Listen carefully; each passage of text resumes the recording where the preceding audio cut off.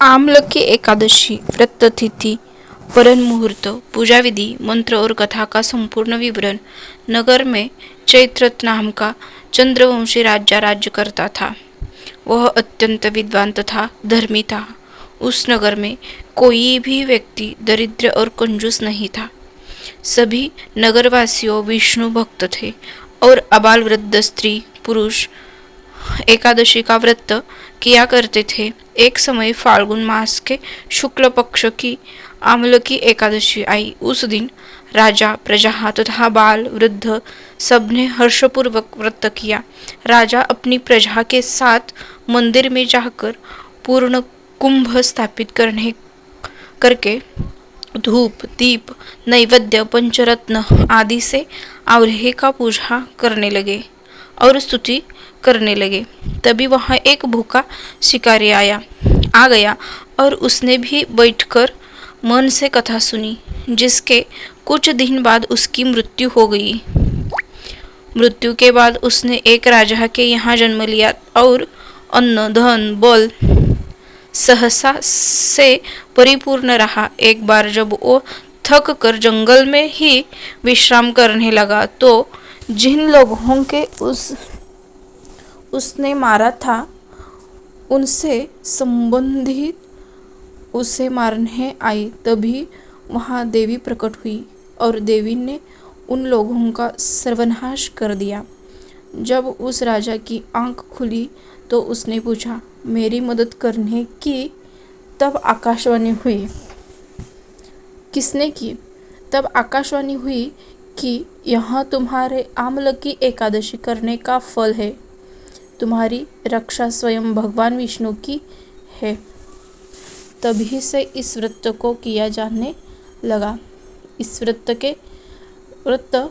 के करने से समस्त पाप नष्ट हो जाते हैं। इस व्रत का फल 1000 गोदान के फल के बराबर होते हैं। आमलकी एकादशी व्रत की पूजा विधि। आमलकी एकादशी का व्रत अपने आप में बहुत फलदायी होता है। आमलकी का व्रत करने का पहला दिन व्रती को दशमी की रात्रि में एकादशी व्रत के साथ भगवान विष्णु का ध्यान करते हुए सोना चाहिए, जिसके बाद अगले दिन यानी आमलकी एकादशी के दिन सुबह स्नान करके भगवान विष्णु की प्रतिमा के समक्ष हाथ में तिल कुश मुद्रा और जल लेकर संकल्प करें कि मैं भगवान विष्णु की प्रसन्नता एवं मोक्ष की कामना से आमलकी एकादशी व्रत रखता या रखती हूँ। मेरी यह व्रत फलदायी पूर्वक पूरा हो, इसके लिए श्री हरि मुझे अपनी शरण में रखे।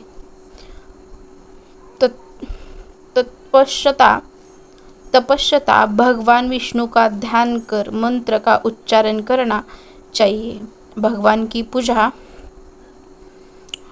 करनी चाहिए। सबसे पहले वृक्ष के चारों ओर की भूमि को साफ करें और उसे गाय के गोबर से पवित्र करें।